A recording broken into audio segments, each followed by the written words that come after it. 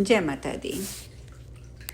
व्यास जी आगे बताते हैं, वो कहते हैं कि जिस प्रकार श्री राम अपने समक्ष विचरण स्वर्ण मृग की वास्तविकता को नहीं जान पाए और वे सीता हरण तथा जटायु मरण की घटना भी नहीं जान सके। श्री राम ये भी नहीं जान सके कि अभिषेक के दिन उन्हें वनवास होगा और वे अपने वियोग जनित शोक से पिता की मृत्यु भी नहीं जान पाए। रावण के द्वारा बलपूर्वक हरी गई सीता के संबंध में श्री राम कुछ भी नहीं जान सके थे और एक अज्ञानी पुरुष की भांति उन्हें खोजते हुए वन में भटकते रहे।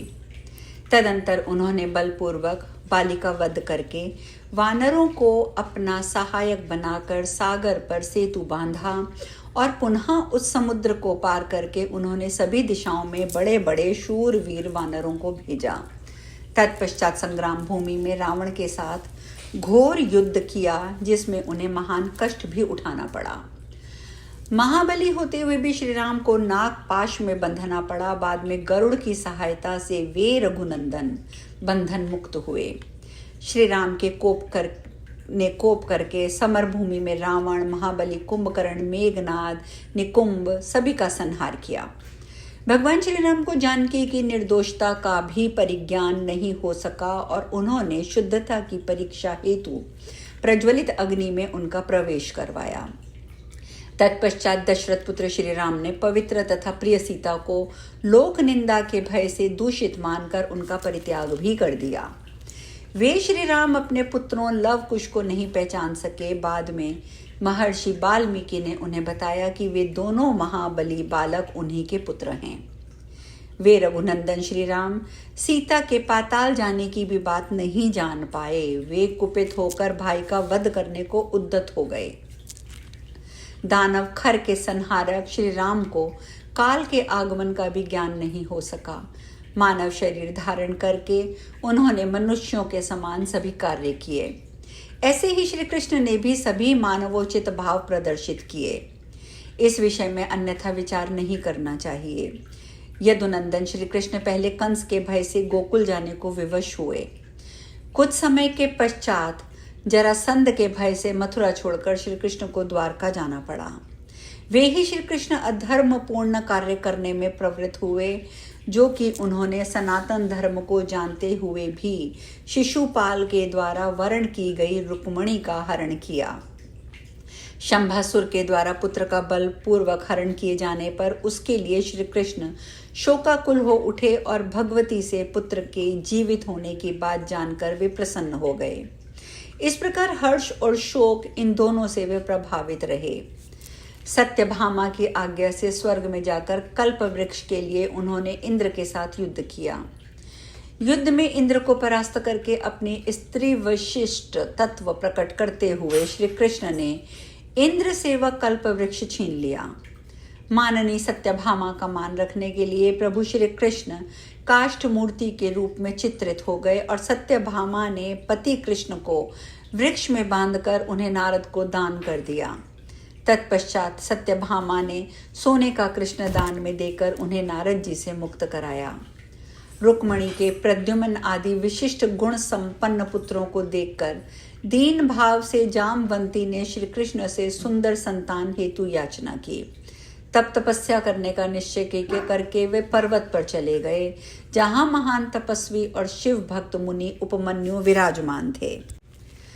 वहां पर पुत्रभिलाषी श्री कृष्ण ने उपमन्यु को अपना गुरु बनाकर उनसे पाशुपत दीक्षा ली और वहीं पर मुंडित होकर दंडी हो गए। महीने भर फलाहार करते हुए श्री कृष्ण ने घोर तपस्या की।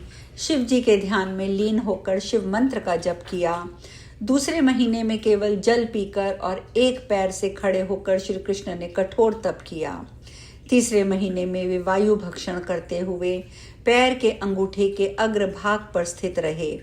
तत्पश्चात छठे महीने में भगवान रुद्र उनके भक्ति भाव से प्रसन्न हो गए और उन चंद्रकलाधारी भगवान शंकर ने पार्वती सहित उन्हें प्रत्यक्ष दर्शन दिया। वे नंदी बैल पर सवार होकर वहां आए थे और इंद्र आदि देवताओं से घिरे हुए थे। उस समय ब्रह्मा और विष्णु भी उनके साथ थे और साक्षात यक्ष और गंधर्व उनकी निरंतर सेवा कर रहे थे। उन वासुदेव श्री कृष्ण को संबोधित करते हुए शंकर जी ने कहा, हे कृष्ण, हे महामते, तुम्हारी इस कठोर तपस्या से मैं प्रसन्न हूँ। अतः हे यादव नंदन, तुम अपने वांछित मनोरथ बताओ, मैं उन्हें दूंगा। सभी मनोरथों को पूर्ण करने वाला मुझ शिव का दर्शन हो जाने पर कोई भी कामना शेष नहीं रह जाती। व्यास जी बोले, उन भगवान शंकर को प्रसन्न देखकर देवकी नंदन श्री कृष्ण प्रेम पूर्वक उनके चरणों में दंड की भांति गिर पड़े। तदंतर देवेश्वर सनातन श्री कृष्ण शंकर जी के सम्मुख खड़े होकर मेघ सदृश गंभीर वाणी में उनकी स्तुति करने लगे। भगवान श्री कृष्ण बोले, हे देवादिदेव, हे जगन्नाथ, हे सभी प्राणियों के कष्ट के विनाशक, हे विश्वयोने, हे दैत्यमर्दन, हे त्रैलोक्य कारक, आपको नमस्कार है। हे नीलकंठ, आपको नमस्कार है। आप त्रिशूलधारी को बारंबार नमस्कार है। दक्ष के यज्ञ का विध्वंस करने वाले आप पर पार्वती बल्लभ को नमस्कार है। हे सुव्रत, आपके दर्शन से मैं धन्य तथा कृतकृत्य हो गया। आपके चरण कमल का नमन करके मेरा जन्म सफल हो गया। हे जगत गुरु, इस संसार में आकर मैं स्त्री रूपी बंधनों से आबद्ध हो गया हूँ। हे त्रिलोचन, अपनी रक्षा के लिए आज मैं आपकी शरण में आया हूँ। हे दुखनाशन, मानव जन्म पाकर मैं बहुत खिन्न हो गया हूँ। हे भव, शरण में आए हुए और सांसारिक दुखों से भयभीत मुझ दीन की इस समय आप रक्षा कीजिए। हे मदन दाहक, मैंने गर्भ में आकर बहुत कष्ट पाया है। जन्म काल से ही गोकुल में रहते हुए मुझे कंस से भयभीत रहना पड़ा। तत्पश्चात नंद के यहाँ मुझे गौ पालन का कार्य करना पड़ा। गायों के खुर से उड़ी हुई धूल से धूसरित केश पाश वाला होकर घने वृंदावन में इधर उधर विचरण करता हुआ मैं ग्वालों की आज्ञा का पालन करने को विवश हुआ। हे विभो, उसके बाद मल्लेच्छ राज काल यवन के भय से संत्रस्त होकर मथुरा जैसी दुर्लभ और शुभ पैतृक भूमि छोड़कर मुझे द्वारकापुरी जाना पड़ा। हे विभो, राजा ययाति के शापवश भय के कारण अपने कुल धर्म की रक्षा में तत्पर मैंने समृद्धमयी मथुरा और द्वारकापुरी का राज्य उग्रसेन को सौंप दिया और सदा उनका दास बनकर उनकी सेवा की। हमारे पूर्वजों ने उन उग्रसेन को ही यादवों का राजा बनाया था। हे शंभो, गृहस्थी का जीवन अत्यंत कष्टप्रद होता है। इसमें सदा स्त्री के वशीभूत रहना पड़ता है और अनेक धार्मिक मर्यादाओं का उल्लंघन हो जाता है। इसमें परतंत्रता तथा स्त्री पुत्रादि का बंधन सदा बांधे रहता है। इस जीवन में मोक्ष की वार्ता तो दुर्लभ रहती है। रुक्मिणी के पुत्रों को देखकर मेरी भार्या जाम्बवती ने पुत्र प्राप्ति के निमित्त तपस्या करने के लिए मुझे प्रेरित किया।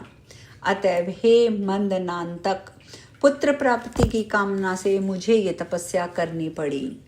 हे देवेश, पुत्र प्राप्ति के लिए आपसे याचना करने में मुझे लज्जा अनुभव हो रहा है। हे जगत गुरु, आप मुक्तिदाता तथा भक्त वत्सल देवेश्वर की आराधना के बाद उनके प्रसन्न हो जाने पर कौन मूर्ख ऐसे विनाशशील और तुच्छ फल की कामना करेगा। हे शंभो, हे जगतपते, हे विभो, अपनी भार्या जाम्बवती से प्रेरित होकर आपकी माया से विमूढ़ चित्त यह मैं आप मुक्तिदाता से पुत्र सुख की याचना अब कर रहा हूँ। हे शंभो, मैं जानता हूँ कि ये संसार कष्टदायक, दुखों का आगार, अनित्य और विनाशशील है। फिर भी इसके प्रति मेरे मन में वैराग्य भाव का उदय नहीं हो पा रहा। नारायण का अंश होते हुए भी पूर्व जन्म के शाप के कारण माया पाश में आबद्ध होकर नानाविध कष्ट भोगने के लिए मुझे पृथ्वी तल पर जन्म लेना पड़ा। व्यास जी बोले, भगवान श्री कृष्ण के ऐसा कहने पर महेश्वर ने उनसे कहा, हे शत्रुदमन, आपके बहुत से पुत्र होंगे। आपकी 16,050 भार्याएं भी होंगी। उनमें से प्रत्येक स्त्री के 10-10 बलवान पुत्र होंगे। ऐसा कहकर प्रियदर्शन शिव जी चुप हो गए। तत्पश्चात प्रणाम करते हुए श्री कृष्ण ने देवी पार्वती श्री कृष्ण से देवी पार्वती ने कहा, हे कृष्ण, हे महाबाहो, हे निराधिप, इस संसार में आप सर्वश्रेष्ठ गृहस्थ होंगे। इसके बाद हे जनार्दन, 100 वर्ष व्यतीत होने पर एक विप्र तथा गांधारी के शाप के कारण आपके कुल का नाश हो जाएगा। शापवश अज्ञान में पड़कर आपके व पुत्र और अन्य सभी यादव एक दूसरे को मारकर रणभूमि में विनिष्ट हो जाएंगे और आप अपने भाई बलराम के साथ ये शरीर छोड़कर दिव्य लोक को प्रयाण करेंगे। आज हम कथा में यहीं विश्राम लेंगे। शेष कल। जय माता दी।